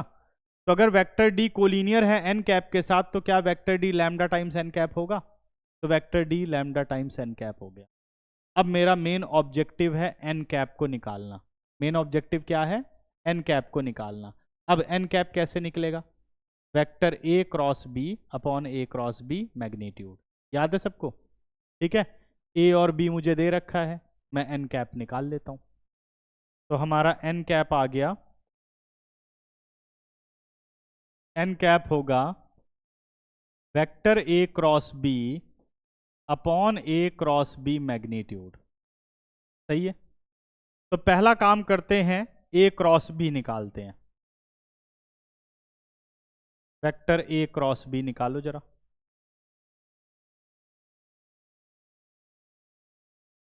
ए क्रॉस बी की बात करूं तो आई कैप, जे कैप और के कैप, 1 4 और 2, 3 -2 7 डिटर्मिनेंट। तो आई कैप इंटू 28 और 4 सीधे लिख दूं, 32 आई कैप माइनस जे कैप बेटा 7 और -6 1, यानी minus J cap. K cap हो गया -2 और -12 -14 के कैप। कैलकुलेशन चेक करो, जे कैप ठीक है, 7 -6 ठीक है, सही है। अब निकाल लो vector A cross B magnitude, यानी √32 whole square plus -1 square -14 whole square. कितना बन गया?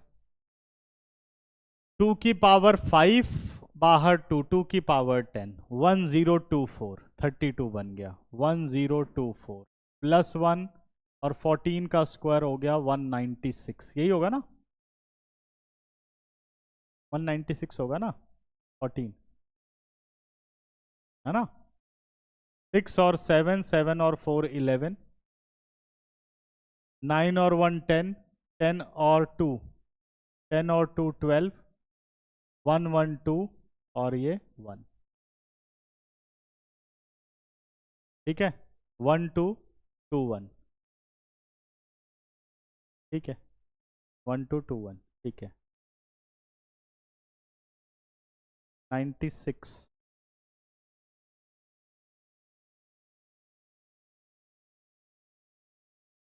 ठीक है, सही है, ये हमारे पास वैल्यू आ गई।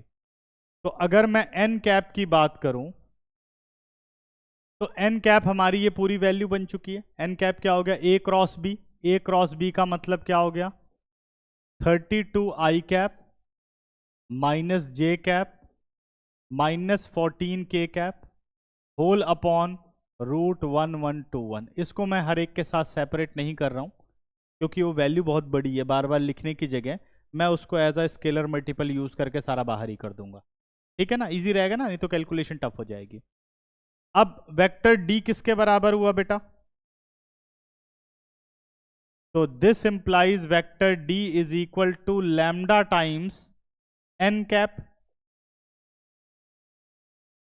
तो वेक्टर डी आ गया, देखो लैम्डा यहीं रखता हूं और ये लैम्डा के साथ मैनेज कर देता हूं, लैम्डा अपॉन 1 2 2 1 और अंदर सेम वैल्यू। सही है ना? 32 आई कैप माइनस जे कैप -14 के कैप। कैलकुलेशन देखते जाओ, कैलकुलेशन ये टफ लगती है इसकी। ठीक है, यहां तक समझ गए?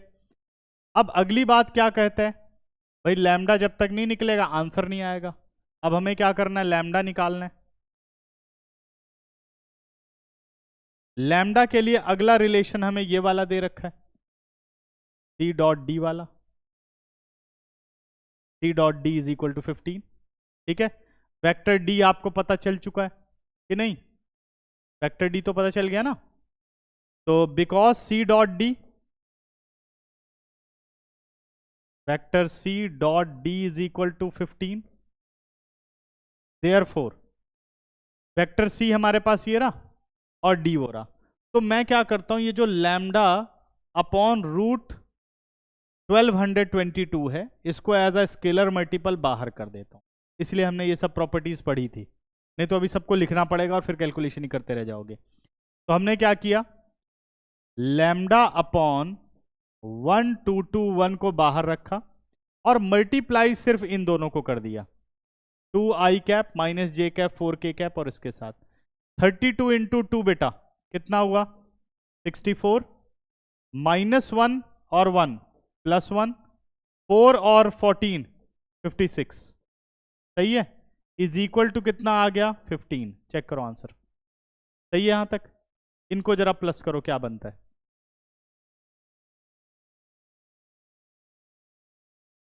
64 6 4 10 11 और 12 120, 120 121। एक बार और कर लेते हैं, हाँ 121 upon root 1221 lambda is equal to कितना आ गया 15। तो lambda is equal to 15 into 1221 upon 121। 121 ठीक है, ये एक बार चेक करो जरा तो। 64 +1 14 4 द 56, ठीक आ रहा है। ठीक है, यहां तक समझ गए। अब आगे काम करते हैं। अब इस लैम्डा को ला करके हमें यहां रख देना है। देखो ध्यान से, इसको मैं इक्वेशन नंबर 1 दे देता हूं, क्योंकि लैम्डा तो निकल गया, मुझे वेक्टर डी तो निकालना है फ्रॉम फर्स्ट। अब देखो वेक्टर डी कितना आएगा, सीधा लिख दूं समझ जाओगे। जब मैं ये पूरी वैल्यू यहां रखूंगा तो रूट 1221 से रूट 1221 कट जाएगा, सिर्फ बच गया हमारे पास 15 अपॉन 121, मल्टीप्लाई किससे हो गया 32i cap minus J cap minus 14k cap. अब सॉल्व करो तो 15 को मल्टीप्लाई करो, 15 2 जा 30, कट सकता है 2 1 3 और 1 4, नहीं 11 से कट सकता है 121, लेकिन कहीं कट नहीं रहा। 30 45 और 3 कितना हो गया 48। चेक करना जरा, कुछ गड़बड़ लग रही, सी ठीक लिखा है, चेक करना बेटा जरा, सी की वैल्यू चेक करना जरा।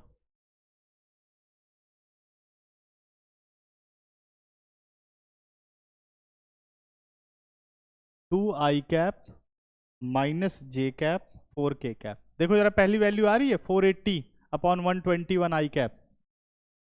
चेक कर बेटा जरा आंसर तो,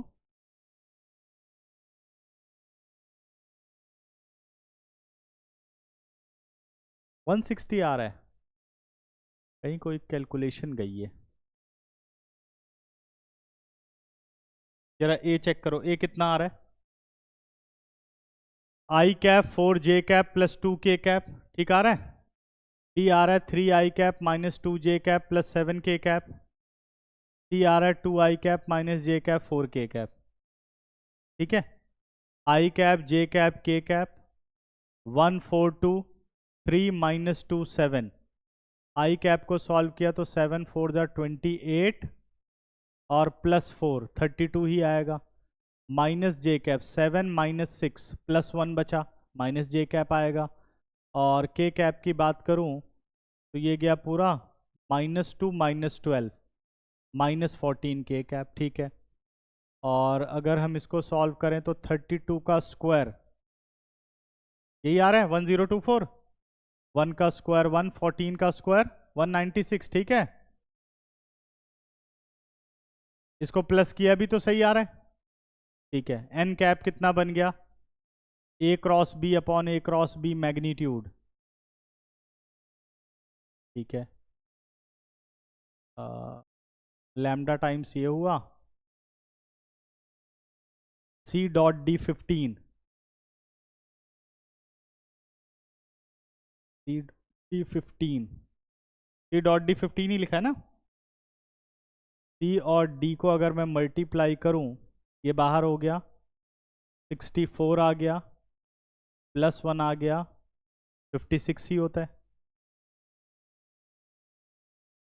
6 4 10, 11 12, 120 प्लस 1, 121 ही आ रहा है। क्या बेटा, सी डॉट डी कर रहे हैं ना, -56 आएगा, मैंने लिख दिया शायद +56, यही गड़बड़ हुई है। क्या आ रहा है, -56। ये हो गया यहाँ पर, ये कितना आ गया हमारे पास, -56। ये तो कहूँ क्या गड़बड़ हो रही, -56 इज इक्वल टू 15, ठीक है ना। अब सॉल्व करते हैं। अब बेटा हमारे पास ये आ जाएगा, 64 में से 56 चला गया, कितना बचा, कितना बचा, 8 9 आ गया। अब कैंसिल आउट होगा ना, तो दिस इंप्लाइज 9 लैम्डा अपॉन कितना आ गया, √1221 इज इक्वल टू 15। तो 3 3 ज़ा 9, 3 5 ज़ा 15, यानी लैम्डा मेरे पास आ गया 5√1221 डिवाइडेड बाई कितना आ गया, 3, यही आया ना। अब ये वैल्यूज हम लाते हैं और यहां रख देते हैं। तो from first vector D is equal to, from first vector D, तो जब इसमें रखूंगा तो ये तो कैंसिल आउट हो जाएगा, बस 5/3 बच गया। कितना बच गया, 5/3, 32 आई कैप माइनस जे कैप -14 के कैप। अब सॉल्व करो, 2 ज़ा 10, 160 by 3 I cap -5/3 J cap, 14 5 ज़ा 70/3 के कैप। अब चेक करिए, सही आंसर आ रहा है, ठीक है। तो ये मोस्ट इंपॉर्टेंट क्वेश्चन है। वैसे ये तरीका इसका ज़्यादा बेहतर है अगर आपको अच्छी तरीके से वेक्टर समझ में आया तो, क्योंकि वो XYZ वाला है तो, लेकिन लॉन्गेस्ट मेथड है। हो जाएगा, समझ गए सभी, ठीक है। इसके बाद क्वेश्चन नंबर 13 पर आ जाओ। The scalar product of the vector, scalar product का मतलब dot product, the scalar product of the vector I cap plus J cap plus के cap with a unit vector along the sum of the vector. ये बहुत important question है, ये भी 12 13 14 तीनों ही। तो क्या करना है, इसको पहले वाले को वेक्टर ए मानो, दूसरे को वेक्टर बी मानो, तीसरे को वेक्टर सी मानो। अब एक नया वेक्टर डी मानो, तो वेक्टर डी है आपका वेक्टर बी प्लस सी, निकाल लोगे। फिर वहां से निकालो आप डी कैप, क्योंकि यूनिट वेक्टर चाहिए। उसने बोला scalar product of vector A and unit vector along the sum of the vector, यानी vector A dot D cap is equal to कितना है बेटा, 1 के इक्वल है। Vector A dot D cap is equal to 1, तो कह रहा है लैम्डा की वैल्यू बताओ। हो जाएगा, कैलकुलेटिव है थोड़ा वो। जैसे आप वेक्टर डी निकालोगे तो वेक्टर डी आ जाएगा 2 plus lambda I cap plus 6 j cap -2 के कैप आ जाएगा। फिर आप वेक्टर डी का मैग्नीट्यूड निकाल लोगे, जो कि हो जाएगा √2 plus lambda whole square plus 4 और 2 जो 6 हुआ था 36 और +4, सॉल्व कर लेना। उसके बाद डॉट प्रोडक्ट करना और आंसर निकालना, और फिर 1 से कंपेयर करके squaring on both side lambda की वैल्यू हो जाएगा। क्वेश्चन नंबर 14 पर आइए। If A B C are mutually perpendicular vectors of equal magnitude then show that, ये यहां गलत लिखा हुआ है, ये ऊपर वाले का कॉपी पेस्ट हो गया है, यहां आना चाहिए शो दैट द वेक्टर आएगा हमारे पास, एक वेक्टर दिया जाएगा यार इसमें, equal magnitude show that the vector, हाँ ये दे रखा है तेरे में ना, हाँ उसको ठीक कर लो, show that vector A plus B plus C equally inclined with vector A, vector B and vector C, ये लिखा है शायद, ठीक है ना, काट के लिखा है ना, हाँ जिसकी बुक रही होगी ठीक कराया होगा। तो ये नीचे जो है गलत है, लिखो vector A B C are mutually perpendicular vectors of equal magnitude, show that vector A, vector B, vector C are equally inclined with vector A plus vector B plus vector C, ठीक है ना, इसके साथ ये equally inclined होना चाहिए। Question number 14 पर आते हैं।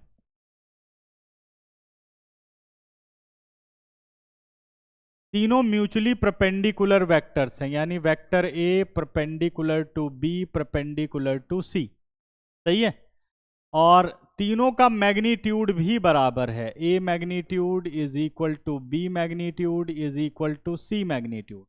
हमें प्रूफ करना है कि ये A B C equally inclined है vector A plus vector B plus vector C के साथ, इक्वल एंगल बनाते हैं, क्वेश्चन ये कह रहा है, ठीक है ना। अब इसे कैसे प्रूफ करोगे, अब एंगल निकालने के लिए क्या चाहिए, वेक्टर ए डॉट, ठीक है यहां से सॉल्यूशन शुरू कर रहे हैं, vector A dot A plus B plus C, suppose इन दोनों के बीच में एंगल हम मान लेते हैं θ1, ए और ए प्लस बी प्लस सी के बीच में θ1, बी और ए प्लस बी प्लस सी के बीच में θ2, सी और ए प्लस बी प्लस सी के बीच में θ3, ये मान लेते हैं। तो यानी ये बन गया A magnitude vector A plus B plus C magnitude cos θ1, सही है। अब बेटा सॉल्व करना शुरू करते हैं, ए डॉट ए क्या बन गया, A magnitude square, A dot B 0, A dot C 0, छोड़ दूं क्योंकि म्यूचुअली परपेंडिकुलर है, ये तो बचेगा ये वाली कंडीशन, तो ए डॉट बी 0, इस वाली कंडीशन से हमें क्या मिला, vector A dot B 0, B dot C 0, C dot A 0, यही तो तीन चीजें मिली ना। तो जब मैंने ओपन किया A dot A magnitude, A dot B, A dot C सब 0 हो गए, ठीक है। आगे बढ़ते हैं, इधर कितना आ गया, vector A magnitude vector A plus B plus C magnitude cos θ1, तो देखो ए मैग्नीट्यूड से सिंगल ए मैग्नीट्यूड कट गया, बचा क्या, कॉस θ1 की क्या वैल्यू आ गई, vector A magnitude upon vector A plus vector B plus vector C. Similarly θ2 और θ3 के लिए क्या मिलेगा, बाकी निकालने की जरूरत नहीं है, सीधा सॉल्व कर दो। cos θ2 किसके बराबर होगा, vector B magnitude upon vector A plus vector B plus vector C magnitude. cos θ3 क्या होगा बेटा, vector C magnitude upon A magnitude B magnitude C magnitude. देखो because vector A magnitude is equal to B magnitude is equal to C magnitude, therefore cos θ1 is equal to cos θ2 is equal to cos θ3। क्या ये सही होगा,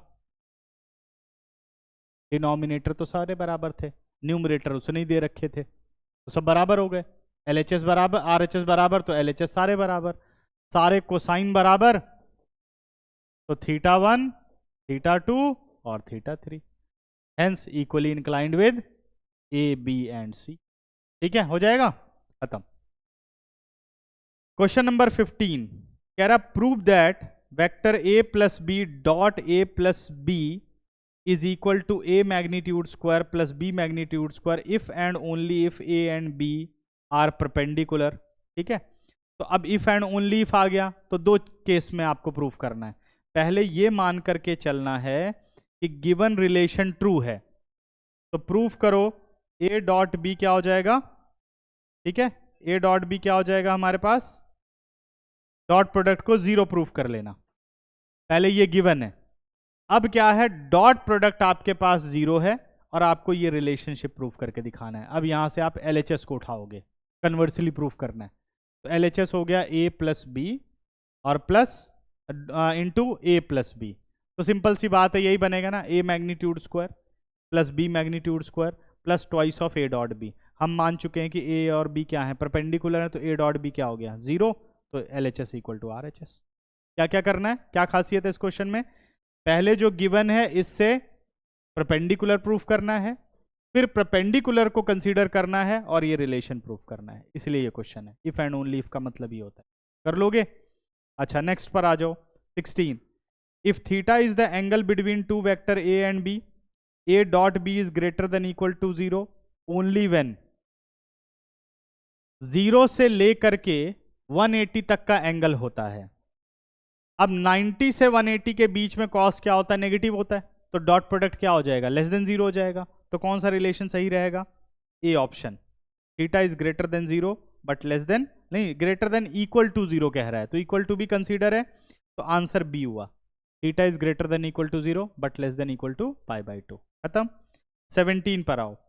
if A and B be two vectors and theta is the angle between them, vector A plus B is a unit vector. ठीक है ना, तो बताओ vector A plus B कब यूनिट वेक्टर होगा, मोस्ट इंपॉर्टेंट क्वेश्चन। ये है हमारे पास क्वेश्चन नंबर 17।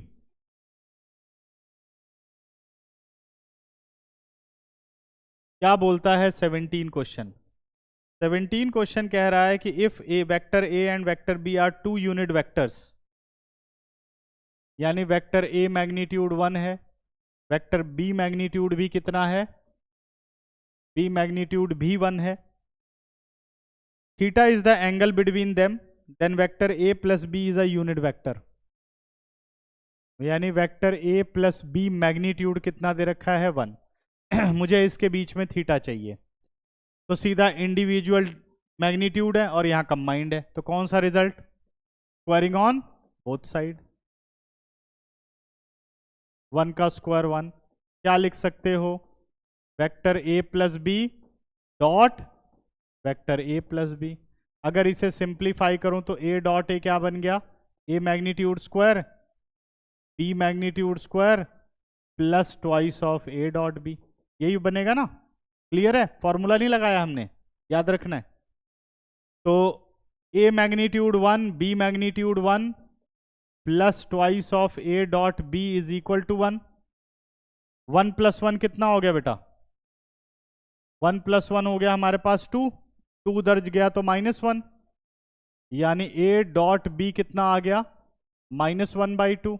ए डॉट बी क्या होता है, A magnitude B magnitude cos theta -1/2, A magnitude 1 B magnitude 1 cos theta minus cos π/3।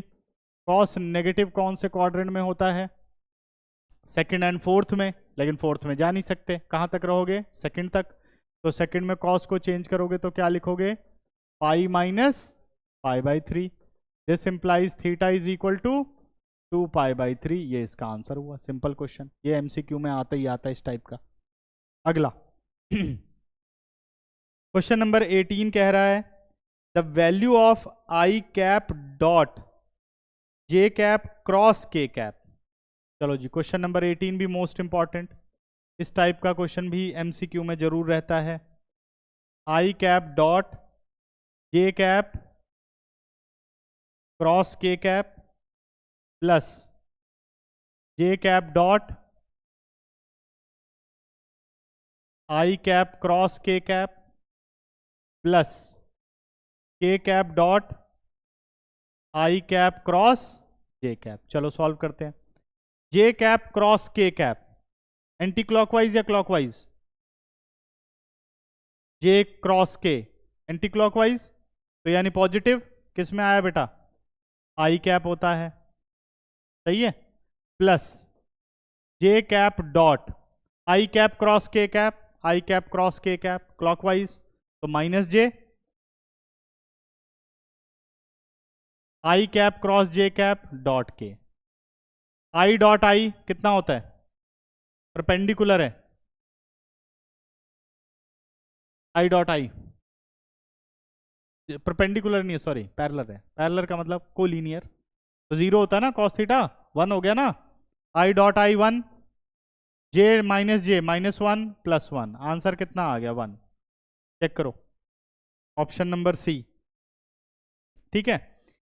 If theta is the angle between two vectors, vector A dot B magnitude और A cross B magnitude, कब दोनों बराबर होंगे, जब sine theta cos theta बराबर होंगे, यानी π/4, theta कितना आ गया π/4, खत्म हो गया, पूरी की पूरी एक्सरसाइज डन हो गई। एक इंपॉर्टेंट क्वेश्चन छोड़ करके 13 तुम लोगों के लिए छोड़ा हुआ है, लैम्डा की वैल्यू, बाकी मेरे ख्याल से सारे हो गए, ठीक है जी। चलो आज तो यही खत्म हुआ, 3D करेंगे अब, कल से हम 3D शुरुआत करेंगे।